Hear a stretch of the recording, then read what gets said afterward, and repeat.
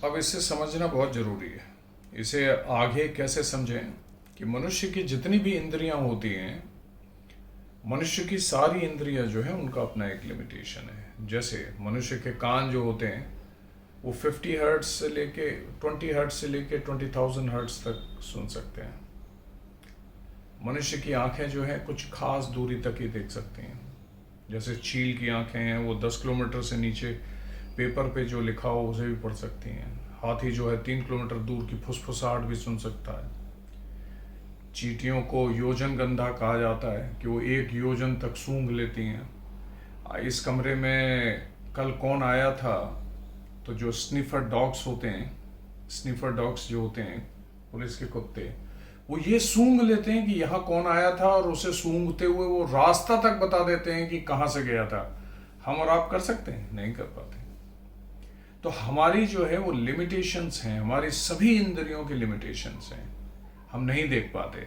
इसीलिए यही कारण है कि मृत्यु के बाद के स्वरूप को हम देख नहीं पाते हैं।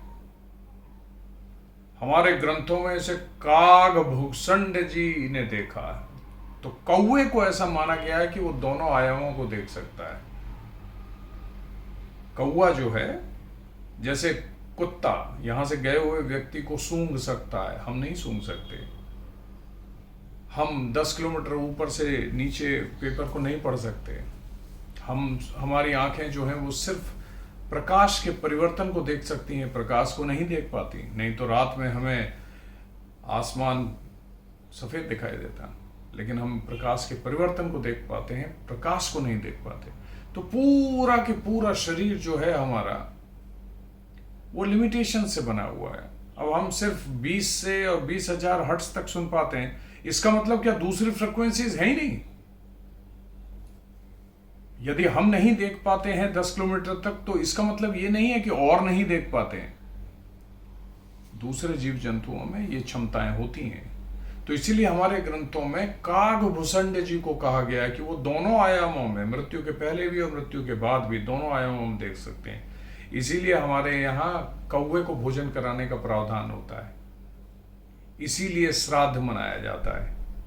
तो हम ये सोचते हैं कि लोग मर गए हैं। लोग मरते नहीं हैं। मृत्यु जीवन का जो है फॉर्मेट बदल जाता है, वह डिफरेंट फॉर्मेट में होते हैं, और वो डिफरेंट फॉर्मेट में जो है। लेकिन यहाँ पर एक बहुत बड़ी समस्या है, और बहुत बड़ी समस्या क्या है कि हमारे सनातन धर्म में पितृ पूजा जो है वो सिर्फ 1 महीने की जाती है।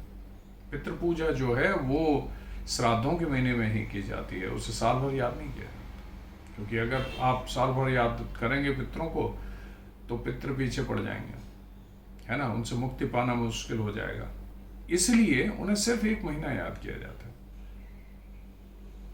तो ऐसे सभी लोगों से मेरा अनुरोध है कि आप इसे समझें। पहली चीज तो कोई मरा नहीं है, जीवन पर आपका अधिकार नहीं है।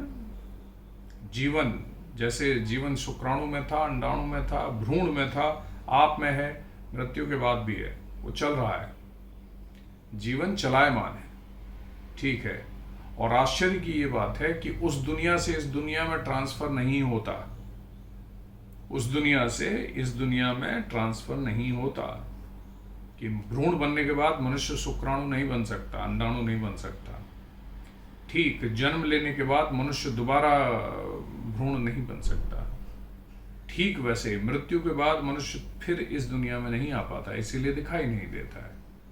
उसे सिर्फ और सिर्फ कुछ खास तरीकों से और ध्यान की अवस्था में ही देखा जा सकता है। पुनर्जन्म तो होता है कि आत्मा शरीर दूसरा ले लेती है। पुनर्जन्म सिर्फ मन का होता है, आत्मा तो सदैव है, आत्मा तो हमारे चारों तरफ है।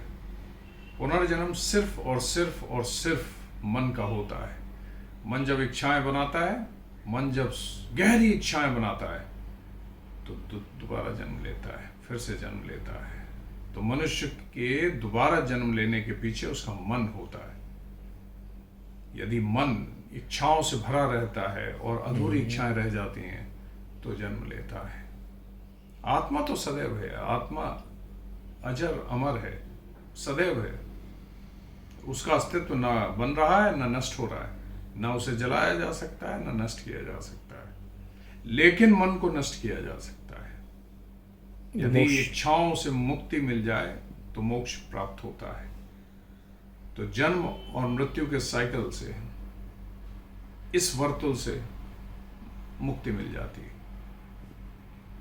ठीक है, उम्मीद है कि आपको समझ में आया हो। धन्यवाद। बहुत बहुत आभार, प्रणाम।